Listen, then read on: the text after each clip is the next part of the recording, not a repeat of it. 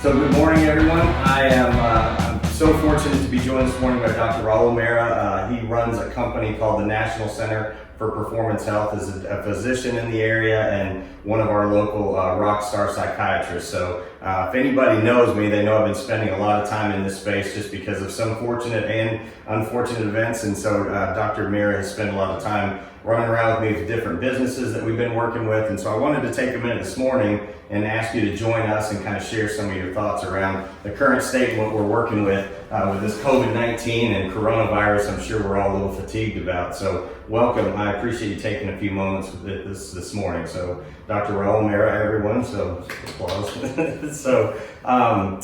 So I knew the first thing that we were supposed to do is not touch our face. So I sent you that quote last night with Ricky Bobby. I think if we could, I'm going to try and measure after we're done today and figure out how many times did I touch my face during this interview. But start with just kind of your thoughts around what are you seeing, what are you hearing from the community around this social distancing, social isolation is kind of a new one that you sent to me last night. What are your thoughts about how that's going to impact our community in the near future? Sure, Dennis, and thank you so much for taking the time to spend with me and all the great work that we've been doing the last several weeks.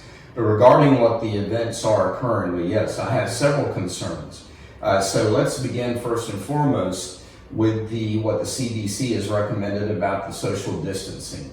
What my fear is, as a practicing physician for over 30 years, is that social distancing become confused with emotional distancing. Okay. Because more so than ever before, we need to ensure that we're maintaining emotionally connected to our loved ones, our neighbors, and our community.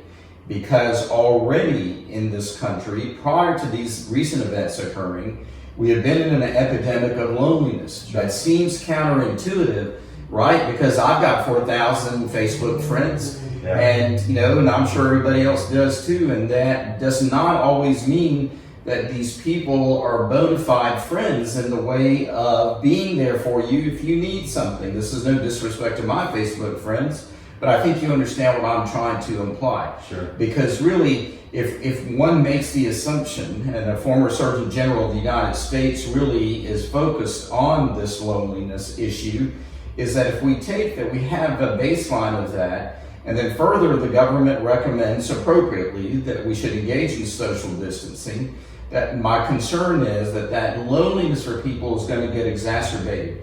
The reason that's extremely relevant to the conversation at hand is because social isolation, loneliness, impacts our immune system and our ability to ward off infections. And actually, being lonely is worse than being obese. Wow. And being experiencing loneliness can equal, some data shows, up to smoking 15 cigarettes a day. Wow. Right? As termed the impact on one's physical well-being. So we want to be mindful of that. We want to use this time, as we're all readjusting to our lives, our work schedules, people now being home more, kids being home from college, from school. Let's find some time to be with each other, yeah. Right? I would recommend that maybe once or twice a day you check in on the updates, whatever resource you use. Sure. Otherwise, I would turn the TV off. Any other forms of social media I would put away, and I would focus on spending quality time with each other. Sure. Going outside. We are based in Tampa, Florida, and have the luxury of having beautiful weather right now. Yeah. Let's be outside, getting some fresh air where the air is going to be clean, and obviously not touching objects that may be potential sources for the virus, but at the same time engaging in physical activity, maintaining our immune systems, ensuring that we are sleeping well. Yeah. The function of sleep is not just to rest your body, but it's actually a very important time for your immune system to kind of replenish itself. Rebuild. Diet. If one drinks alcohol, this isn't the time necessarily to stop trying to diminish or decrease the amount of alcohol that you drink. Sure. Go ahead and maintain what you're doing, as long as you're not going to drive or do other things that's going to impair your judgment. And hope that part of it makes sense too, because sometimes people feel as if, well, maybe this is the time I should stop drinking. Well, I don't know that I would necessarily recommend that right now, just given the amount of stress that people are under. Yeah. And so the other thing I wanted to say related to the social isolation part of things is that there's actually a neurochemical element to it. There's a hormone called oxytocin. Sure. Oxytocin is something that's released when women are pregnant and experiencing contractions at the time of delivery. When the baby is nursing or the mother is breastfeeding, oxytocin is released as a result of the mother's breast being stimulated. Sure. And that's to encourage the bonding between the mother and the child. Well, research has shown that even among people, that sometimes oxytocin is released when we are physically around each other to ensure that we are engaging in appropriate bonding and loving behavior. And again, that has the potential to be compromised as well if we're not maintaining contact with each other. Figure out reasonable ways to reconnect with your grandparents who may be isolated because of their age and their immune status. FaceTime them, Skype them, use humor at home as a way of dealing with the stress. You know, whatever one's feelings are in their families, talk about it openly. One may be experiencing anger, frustration, sadness, right? Commencement addresses are being canceled. Sure. Vacations are being changed. Big business meetings have been changed. I know for myself, I had several meetings scheduled that have been postponed, but I'm trying to refocus myself on the things that are important that I can control, because so much of the anxiety and worry is related to the uncertainty of this. Sure.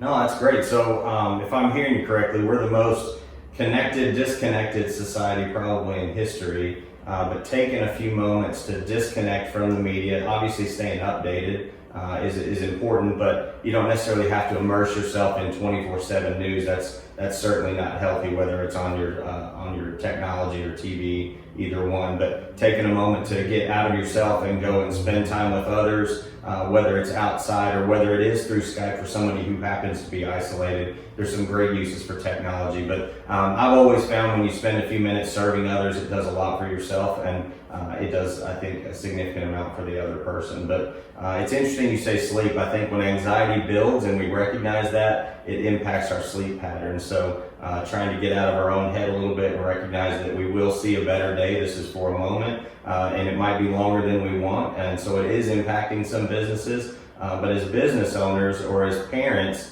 I know we talked a little bit about this yesterday. Do you want to touch on the impact for children and maybe in how that relates to a business owner and how they're reacting? We've got a lot of remote workers now that haven't been stuck at home, and so they're having to adapt to a new world. Are there things that you can do or look for as a parent, or things you can do or look for as a leader of your organization that might help just see us through to a positive day?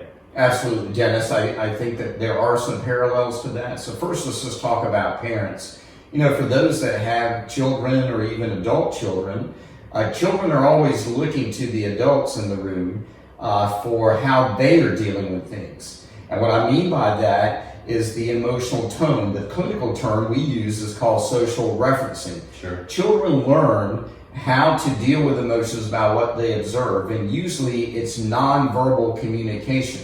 So this is a time, as a reminder to parents, that to educating children about how to deal with adversity. Sure. And how do you cope with things that you don't really expect that are going to change your life. And how you react is how the children are going to react to you. So if a parent is overtly anxious, that anxiety potentially can be transferred down to the child, right? And we want the children to continue to maintain their good health and their happiness.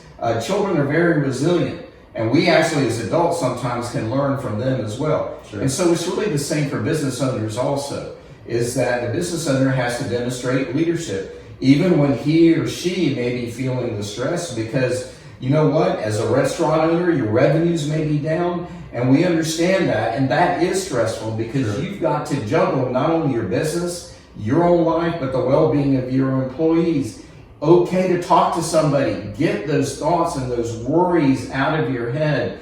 A trusted friend, your pastor, your priest, a neighbor who you know that you can confidentially trust.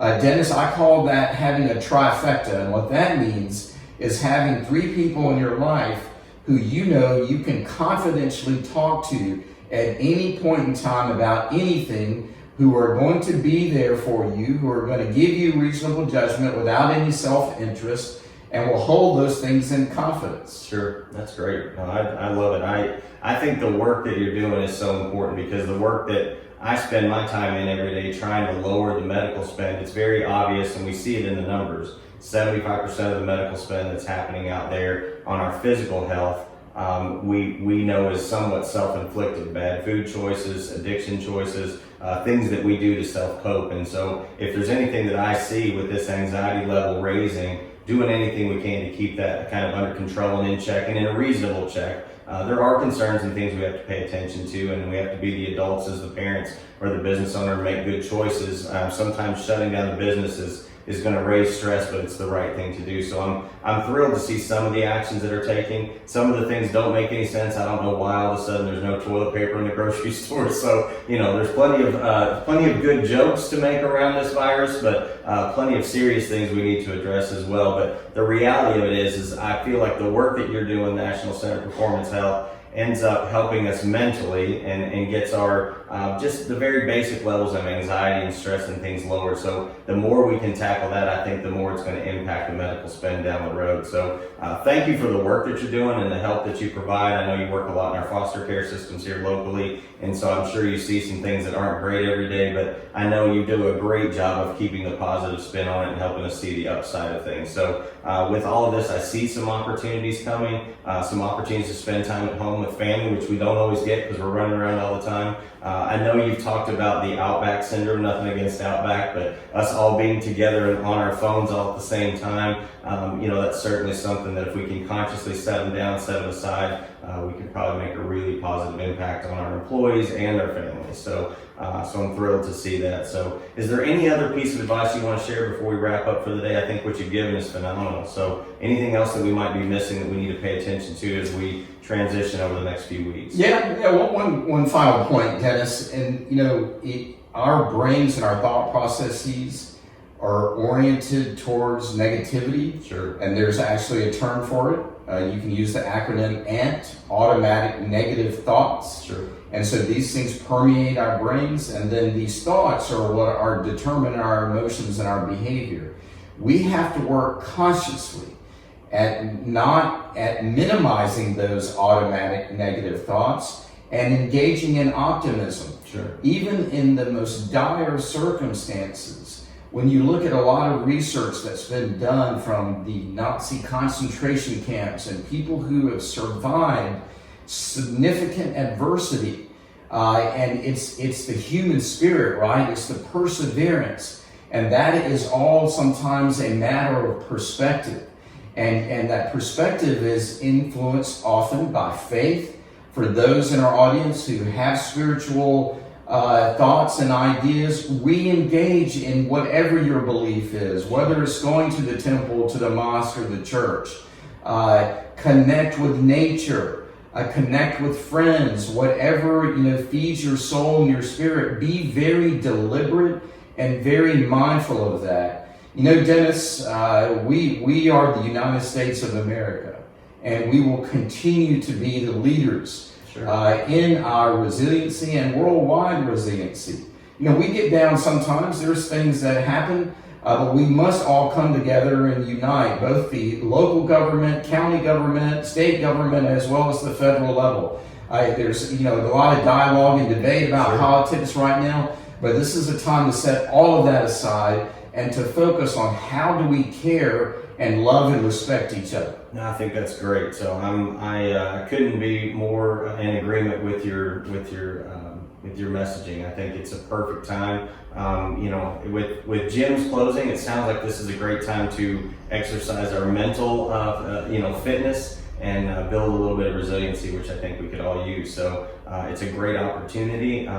Whatever frustrations may come, stay in a positive space, and if there's anything that we can certainly do to help with that, I know National Center for Performance Health is here to help with that, and so am I with Heart and Dynamics. So thank you for your time, and we'll hopefully get to chat again soon. I look forward to it. Thank you.